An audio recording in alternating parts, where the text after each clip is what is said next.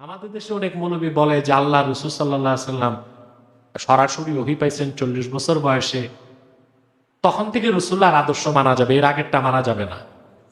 জাহেল জানে না রাসূলুল্লাহ কখন থেকে নবী। রাসূলুল্লাহ সাল্লাল্লাহু আলাইহি সাল্লাম গারে হেরাতে যে কি করছেন, তাআব্বুদুল লায়ালি যাওয়াতিল আদাদ, আল্লাহর ইবাদতে মগ্ন ছিলেন আল্লাহ রাসূল। সেটা ছিল আল্লাহ রাসূলের হিজরত আল্লাহর দিকে।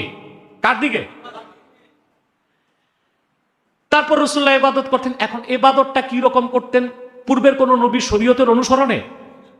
কথা বলেন। আরে যিনি নবীগণের আম্বিয়া, তিনি পূর্বের কার অনুসরণ করবেন? সুবহানাল্লাহ। আল্লাহর হাবিব পূর্বের কোন নবীর শরীয়তের অনুসরণ করেন নাই। যতটুকু আল্লাহ দিয়েছেন ইব্রাহিমের শরীয়ত ততটুকু নিয়েছেন, এছাড়া পূর্বের কোন নবীর শরীয়ত নেওয়ার প্রয়োজন অনুভব করেন নাই। কেন? এই ক্ষেত্রে 30টা মত, এর মধ্যে একটা মত সবচেয়ে গ্রহণযোগ্য।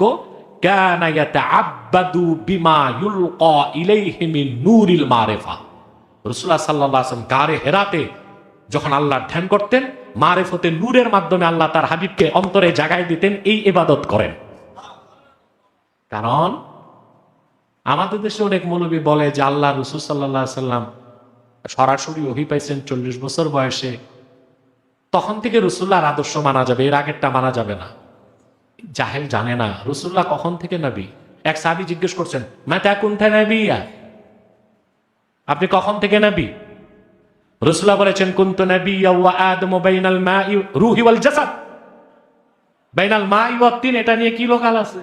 এই হাদিস নিয়ে কি আছে? কেউ কেউ বলেন জয়ীফ, কেউ বলেন মওযু, কেউ বলেন সহিহ। আমি তর্কে যাই না, যেহেতু সহিহ হাদিস আছে তো জয়ীফটা বলার দরকার কি? দরকার আছে? তো রাসূলুল্লাহ বলেছেন, কুনতু নবিয়্যা ওয়া আদমু বাইনার রূহি ওয়াল জাসাদ। দুনিয়ার সব মৌলবী বসেও এই হাদিসের সনদে কলম দিতে পারবে না।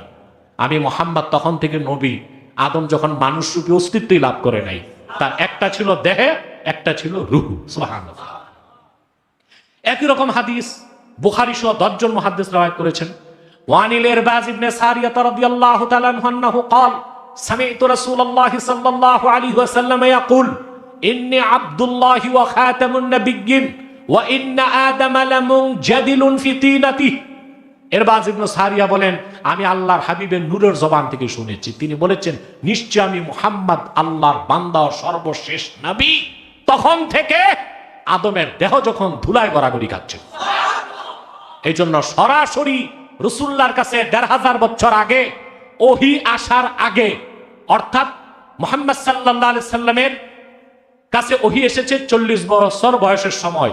এর আগেও আল্লাহ রাসূল যা করছেন ব্যক্তিগত সিদ্ধান্ত ছিল না, বিমা ইউলকা ইলাইহি মিন নূরিল মারিফা। এজন্য আল্লাহর হাবিবের সিরাত, আচ্ছা এগুলো কি পাগল দেখেন, রাসূলুল্লাহর যে সিরাত লেখা হয়েছে ওখানে কি ওহী নাজিল হয়েছে 40 বছর বয়সে তখন থেকে লেখা হয়েছে?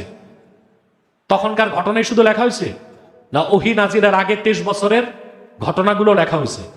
কথা বলে না। এগুলো যে খাওয়ারেজ, ইবনে আব্দুল ওয়াহাব নজদির অনুসারী কিছু নব্য খাওয়ারেজ আছে, এর এই সমস্ত ফিতনা সমাজে ছড়ায়। আল্লাহর হাবিব মুহাম্মদ সাল্লাল্লাহু আলাইহি সাল্লামের পূর্ণ 63 বছরের জিন্দেগিতেই আল্লাহ তাআলা মুমিনদের জন্য, মুসলিমদের জন্য আদর্শ রেখে দিয়েছেন।